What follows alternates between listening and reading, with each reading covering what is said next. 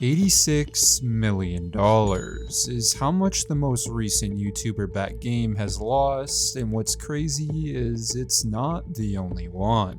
Just 7 months after its closed beta began, Spectre Divide, the tactical 3v3 shooter backed by Shroud, is shutting down, but what makes this even more baffling is the shutdown was announced only 2 weeks after the launch of Season 1, a major update that introduced the game to consoles. Mountaintop Studios, the developers behind Spectre Divide, released a statement on social media confirming that the game simply wasn't bringing in the numbers they needed to stay afloat. Despite launching with over 400,000 players and a peak concurrent player count of around 10,000, the game was bleeding money and the player count was drastically dropping. In just the last year alone, the studio raised $30 million in funding, and it's estimated that they've burned through over $86 million in total since their launch in 2020. That's an $86 million game that barely made a ripple in the industry. An $86 million game that couldn't even last a full year. Now, I'm not an accountant, but it's quite obvious there was some major mismanagement of funds, and all eyes are looking towards Shroud as the scapegoat. To be clear, Spectre Divide wasn't a bad game. It had an interesting premise, a tactical hero shooter with a dual body mechanic, where players could switch between two bodies mid-match. The concept had potential, but in execution, most players just use the second body as a second life, making the feature feel gimmicky. The game was often compared to a Valorant knockoff, specifically a game mode where everyone played as Yoru, a character known for teleportation. To try and shake off these criticisms, Spectre Divide launched a massive overhaul with Season 1 titled Spectre 2.0. This update revamped core mechanics, improved gunplay, adding sprinting, and reworked maps to make it more fast-paced. But despite these efforts, it was too little, too late. The game failed to attract enough players to justify continued development, and Mountaintop Studios announced it was shutting its doors, which is a never-ending concept when YouTubers decide to make their own games. The failure of YouTube-backed games follows a very predictable pattern, one that stems from misguided expectations, flawed marketing strategies, and a lack of sustainable engagement. These games often rely on the initial excitement generated by their influencers' involvement, but fail to create a long-term reason to hop back on the game over and over with friends. While they might enjoy an initial boost in popularity, the long-term viability of these games is almost always compromised by their dependency on the influencer's name rather than the game's own quality. A game should be able to sell itself based on quality, innovation, and engaging mechanics, but instead, these projects hinge on a famous creator's endorsement. From the moment a YouTuber like Shroud announces their involvement in a game, their followers rush to support it, sometimes even before meaningful details about the gameplay are revealed. This creates a dangerous cycle where initial interest is driven not by the game's merit, but by perceived loyalty of fans. This type of hype can generate a massive spike in early sales and player numbers, but as soon as the novelty fades, many players realize the game lacks the depth required for long-term engagement. For example, when Shroud announced his association with Spectre Divide, excitement was immediate.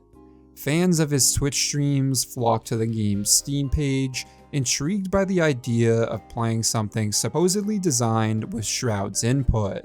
However, once players got their hands on it, they found it was just another tactical shooter, lacking the revolutionary aspects they had expected. The initial hype was built on association rather than quality, and as a result, the game failed to sustain interest beyond the first wave of curious players. This highlights one of the fundamental problems with influencer-backed games. They market themselves as the brainchild of a beloved creator rather than a well-crafted product that can stand on its own. This problem extends beyond just Shroud. The gaming industry has witnessed numerous similar situations where the power of artificial hype fails to translate into a lasting player base. The reliance on a single personality to drive excitement is fundamentally flawed because the influencer's audience is often more interested in the content creator than the game itself. As a result, once the influencer's attention shifts, so does that of the majority of the player base, leaving the game in a state of abandonment. Unlike traditional games that gradually build a player base through word of mouth and well-crafted game design, influencer-backed games experience extreme peaks and valleys. They launch with an influx of players driven almost entirely by the YouTuber's fan base, but they struggle to retain those players in the long run. The fundamental issue is that these games fail to offer enough meaningful content to justify continued engagement. A prime example is World Boss, backed by YouTuber Lazarbeams.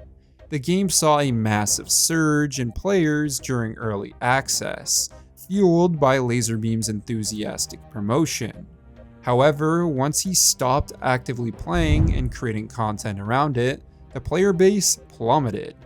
The game itself didn't offer anything groundbreaking to keep people engaged, and without the continued influence of its creator, it quickly faded into obscurity. Another critical flaw in these projects is the lack of sustained involvement from the YouTuber themselves.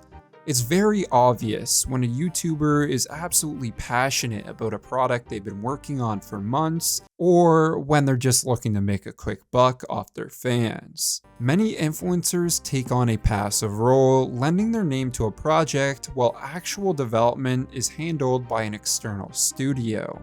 While this might make for a good initial marketing, it creates an unstable foundation. YouTubers and streamers are content creators first and foremost. Their careers are built on variety, constantly shifting to new trends, games, and challenges to keep their audiences engaged. Committing to a single game long term is very rare, making it almost inevitable that they will move on once their contractual obligations are fulfilled or their fan base simply gets bored of the game.